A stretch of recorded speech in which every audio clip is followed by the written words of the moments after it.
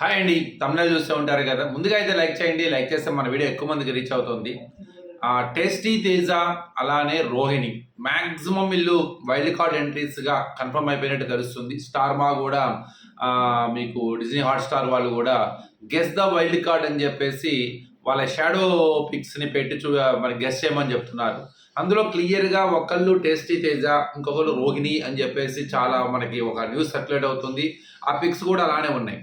మన టాపిక్ ఏంటంటే టేస్టీ తేజ కానీ లేదు రోహిణి కనుక హౌస్లో అడుగు పెడితే ఇప్పుడున్న హౌస్ మేట్స్లో ఎవరికి నష్టం, వీళ్ళ ఎంట్రీ ఎవరి ఎగ్జిట్కి దారితీస్తుంది, వీళ్ళు ఎవరికి కాంపిటర్స్ అంటే ఎవరికో కన్ఫర్మ్గా కాంపిటేటర్స్గా ఉంటారు. అంటే కంపల్సరీగా కాంపిటీషన్ని మనం కంపేర్ చేస్తాం వీళ్ళని వాళ్ళని. అప్పుడు వాళ్ళు కన్ఫర్మ్గా వాళ్ళిద్దరిలో ఎవరో ఒకళ్ళు వీళ్ళ వల్ల కన్ఫర్మ్గా వాళ్ళ యొక్క సర్వైవల్కి ఎక్కడో చోట ఇబ్బంది కలిగే అవకాశం ఉంటుంది. మేబీ వీళ్ళ ఎంట్రీ వాళ్ళ ఎగ్జిట్ కూడా దారి తీయొచ్చు. సో ఇంతకీ వీళ్ళిద్దరు ఎవరికి కాంపిటేటర్స్గా ఫీల్ అవుతున్నారు, అలానే వీళ్ళు హౌస్లోకి అడుగు పెడితే వీళ్ళ పెర్ఫార్మెన్స్ ఎలా ఉండబోతుంది, లేదు ఈ లోపల బయట వీళ్ళిద్దరిని కంపేర్ చేసినప్పుడు ఎవరిని డామినేట్ చేయబోతున్నారు అన్న దాని మీద మీ ఒపీనియన్ని కామెంట్ బాక్స్లో చెప్పండి. ఇక టాపిక్లోకి వచ్చేద్దాం. ఫస్ట్ మనము టేస్టీ తేజ. కన్ఫర్మ్గా టేస్టీ తేజ ఇంతకు ముందు ఉన్నప్పుడు ఆడిన, అంటే శివాజీ గారులతో ఉన్నప్పుడు ఆడిన ఆటకి తను బయటకు వచ్చిన తర్వాత తను చేసిన మిస్టేక్స్ కావచ్చు, లేదు తన డ్రాబ్యాక్స్ కావచ్చు, తన స్ట్రెంగ్త్ ఏదో క్లియర్గా అర్థమై ఉంటుంది. ఒక ఎక్స్పీరియన్స్డ్ కంటెస్టెంట్, నో డౌట్.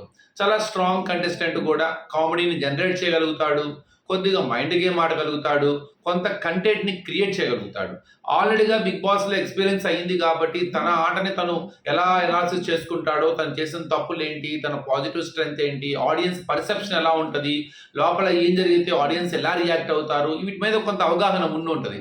కాబట్టి కన్ఫర్మ్గా లోపలికి వచ్చినప్పుడు వెంటనే చాలా ఈజీగా అట్రాక్ట్ అవుతాం మనం. అంటే ఆల్రెడీగా టేస్ట్ తేజని చూసేసాం కదా, ఇంకా టేస్ట్ తేజ ఏముంది అని కాకుండా సో తను మళ్ళీ మార్చుకొని ఇంకేదైనా చేయగలుగుతాడా న్యూగా, అంటే ఎంటర్టైన్మెంట్ చేస్తూనే సో కొత్తగా ఉన్న టేస్టీ తేజని చూపించగలుగుతాడా, అలానే బయట ఆట చూసి వాళ్ళ యొక్క పాజిటివ్స్ నెగిటివ్స్ మీద అర్థం చేసుకొని, అలానే బయట ఆడియన్స్ యొక్క ఫీడ్బ్యాక్ కూడా ఆ కంటెస్టెంట్ గురించి బయట ఆడియన్స్లో ఏమనుకుంటున్నారు, పాజిటివ్గా ఏమనుకుంటున్నారు, నెగిటివ్గా ఏమనుకుంటున్నారు, వీటిని మ్యారేజ్ చేసుకుంటూ లోపలికి వెళ్ళి కన్ఫర్మ్గా ఆటని తన వైపు తిప్పుకోవడానికి సాయశక్తిలో కృషి చేస్తాడు. వీళ్ళకి గట్టి, అంటే ఇతను ఎవరికి కాంపిటీటర్ అవుతారు, ఇతని వల్ల ఎవరికి నష్టము అంటే అంటే కొంత ఇప్పుడున్న దాంట్లో అంటే ప్రస్తుతానికి నైనిక కానీ లేకపోతే ఉమాదిత్య గారు కనుక వెళ్ళిపోతే ఇక మిగిలిన కంటెస్టెంట్స్లో మ్యాక్సిమం నాకు తెలిసినంత వరకు కొంత నబీల్ని కానీ లేకపోతే మణికంఠ వాళ్ళని కానీ లేదు కొద్దిగా ఈ పృథ్వీ వాళ్ళని కానీ, అంటే కొంత వాళ్ళని అంటే వాళ్ళ వైపు కంటెంట్ వెళ్ళకుండా తన వైపు తెచ్చుకోగల సమర్థుడే, అందులో ఎలాంటి సందేహం లేదు. ఏదో ఒక మైండ్ గేమ్ ఆడగలుగుతాడు, కామెడీని జనరేట్ చేస్తాడు.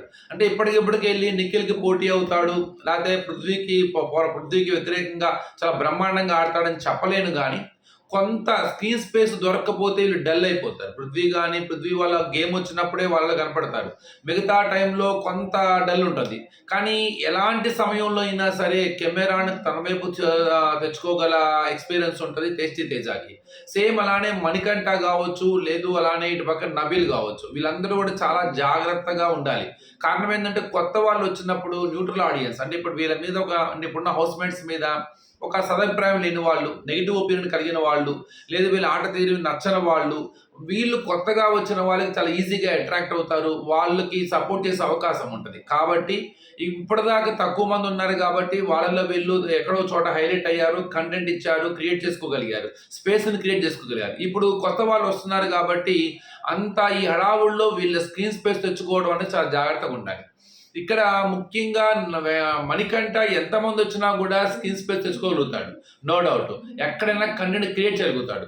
అది ఒక ఎమోషనల్ గానో లేకపోతే ఇంకో ఫ్రస్ట్రేషన్ లా చూపిస్తే అది ఆడియన్స్కి నెగిటివ్ వెళ్తుంది. సో కాబట్టి 24 అంటే ఎప్పుడు అదే విధమైన యాటిట్యూడ్ కాకుండా ఇంకొక రకమైన యాటిట్యూడ్తో వీళ్ళు ఎదుర్కోవాలనకి ఎదుర్కోవాలి. అది ఎలా చేస్తాడన్నది ఆసక్తికరమే. అలానే నబీల్ కానీ, పృథ్వీ కానీ, నిఖిల్ కానీ వీళ్ళు కూడా చాలా ఇదిగా ఉండాలి. ఇక లేడీ కంటెస్టెంట్స్ మీద తన యొక్క పర్సెప్షన్ ఎలా ఉండబోతుంది అన్నది కూడా ఆసక్తికరంగానే ఉంటుంది. కొంత కన్ఫర్మ్గా ఒక బజ్ని క్రియేట్ చేయగలుగుతాడు. కొంతమందిని కనపడనీయకుండా కంటెంట్లో కనపడనీయకుండా చేయగలగా కంటెస్టెంట్. ఇక తర్వాత రోహిణి. రోహిణి అప్పట్లో మనకు వచ్చిన ఫస్ట్ సీజన్లో ఉన్న రోహిణి వేరు, ఇప్పుడు రోహిణి వేరు. చాలా డ్రాస్టిక్ చేంజ్ అమ్మాయి. ఇప్పుడు మామూలుగా కాదు, రచ్చ రంబోలా చేసే క్యారెక్టర్. అది కామెడీ అయినా లేకపోతే అవతల వాడిని వెక్కిరించాలన్నా, వెటకారంగా పంచెస్ వేయాలన్నా, లేదు హావభావాలతో రక్తి కట్టించాలన్నా, కౌంటర్కి ఎన్కౌంటర్ చెప్పాలన్నా, ఎక్స్ప్రెషన్స్తో సమాధానం చెప్పాలన్నా, బాడీ యాటిట్యూడ్తో యాక్షన్స్తో యాటిట్యూడ్ చెప్పాలన్నా, దేనికైనా సై అంతే. అలాంటి ఫుల్ జోష్లో ఉన్న రోహిణి లోపలికి వస్తే మాత్రం భయంకరంగా ఉంటుంది, నో డౌట్.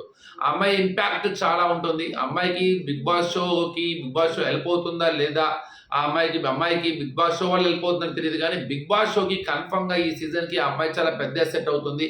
కంటెంట్ని క్రియేట్ చేయగలిగే సత్తా ఉన్నది. అలానే స్క్రీన్ స్పేస్ తెచ్చుకోగలదు, కామెడీ జనరేట్ చేస్తుంది, ఎక్కడికక్కడ అంటే కెమెరాస్ తన వైపు టర్న్ చేసుకోగల సత్తా ఉన్న క్యారెక్టర్. ఈ అమ్మాయి వల్ల ఎవరికి లాభం, ఎవరికి నష్టం? అఫ్ కోర్స్ ఇప్పుడు స్ట్రాంగ్గా పిలువబడుతున్న ప్రతి ఒక్కరికి ఇబ్బంది నోడడం ఎంతో కొంత ఎడ్జ్లో ఉంటుంది.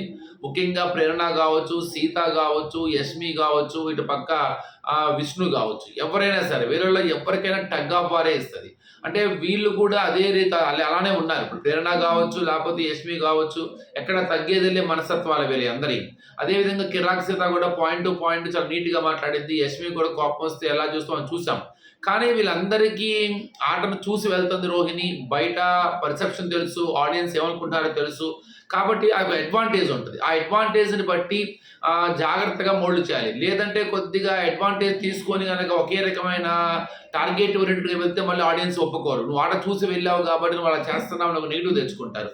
అది రానియకుండా సందర్భానుసారంగా వాళ్ళ రియాక్షన్స్కి ఈ రియాక్షన్స్, అంటే ఫర్ ఎగ్జాంపుల్ యష్మికి కోపం వస్తే ఎలా మాట్లాడుతుందో తెలుసు, తను ఎలా ఎక్స్ప్రెసివ్గా ఉంటుందో తెలుసు. కన్ఫర్మ్గా అంతకన్నా ఈ మోర్ ఎక్స్ప్రెసివ్ ఉంటుంది. అంటే యష్మికి చాలా గట్టిగా టగ్ ఆఫ్ వారిచ్చే క్యారెక్టర్ రోహిణిది. కాబట్టి కొంత అక్కడ కాంపిటీటర్గా మనం ఫీల్ అవ్వచ్చు వాళ్ళిద్దరిని. సో మనకి ఫుల్ ఎంటర్టైన్మెంట్ వస్తుంది, నో డౌట్. ఎందుకంటే యష్మి కూడా కోపం వస్తే ఎంత ఎక్స్ప్రెషన్స్తో రచ్చ చేస్తుందో మనకు తెలుసు. సేమ్ అంతకు పదింతలు తను కూడా చేస్తుంది. వీళ్ళ మధ్య ఉన్న గొడవ కన్ఫర్మ్గా హైలైట్ అయ్యే అవకాశం ఉంటుంది. మంచి కంటెంట్, ఎంటర్టైన్మెంట్ వచ్చే అవకాశమే ఉంటుంది. సేమ్ అట్లానే కిరాక్ సీతతో కావచ్చు, అలానే విష్ణుతో. ముఖ్యంగా విష్ణుకి తనకి ఒక మంచి బాండింగ్ ఉంటుందేమో అనుకుంటాను. బయట ఫ్రెండ్షిప్ కనీసం కన్ఫర్మ్గా ఉండొచ్చు. వాళ్ళిద్దరు ఎలా రియాక్ట్ అవుతారు, వాళ్ళిద్దరు ఫ్రెండ్స్ అవుతారా లేదా, అట్లా చూస్తారా, అలానే తను ఇచ్చే ఫీడ్బ్యాక్స్ ఎలా ఉంటాయి, ఎంతో కొంత పరిచయం ఉంటుంది కాబట్టి. సో ఏదేమైనా రోహిణి ఇంపాక్ట్ చాలా ఉంటుంది అనుకుంటున్నాను. సో తనకి ఇది ఉపయోగపడుతుందో తెలియదు, కానీ బిగ్ బాస్ షోకి మాత్రం ఇది కన్ఫర్మ్గా ఉపయోగపడుతుంది. ఇందుకు వీళ్ళిద్దరు కనుక లోపలికి వస్తే మీ సపోర్ట్ ఎవరికి? నిజంగా వీళ్ళిద్దరికి బెస్ట్ కాంపిటీటర్స్ ఎవరు? వీళ్ళ ఎంట్రీ ఎవరు ఎగ్జిట్కి దారి తీయొచ్చు? అసలు వైల్డ్ కార్డ్ ఎంట్రీస్ వాళ్ళకి ఆడియన్స్ సపోర్ట్ దొరుకుతుందంటారా? లేదు కన్ఫర్మ్గా వీళ్ళందరూ ఆట చూసి రావటం మూలంగా లోపల ఉన్న కంటెస్టెంట్స్కి కొంత సింపతి రైజ్ అయ్యి వాళ్ళకే పాజిటివ్ జరుగుతుందంటారా? సో లేదా ఆడియన్స్ ఇంకా చాలా మంది ఇప్పుడున్న కంటెస్టెంట్స్ మీద అంత పాజిటివ్ ఒపీనియన్ కలిగి లేరు. Something they are expecting from new. ఇంకా వైల్డ్ కార్డ్ ఎంట్రీస్కు ఎదురు చూస్తున్నారు కాబట్టి ఈజీగా వాళ్ళ వైపు మొగ్గు చూపుతారా? ఏం జరగబోతుంది? మీ ఒపీనియన్ని కామెంట్ బాక్స్లో చెప్పండి. లైక్ చేయండి, షేర్ చేయండి, సబ్స్క్రైబ్ చేసుకోవడం మాత్రం మర్చిపోమాకండి. Thank you.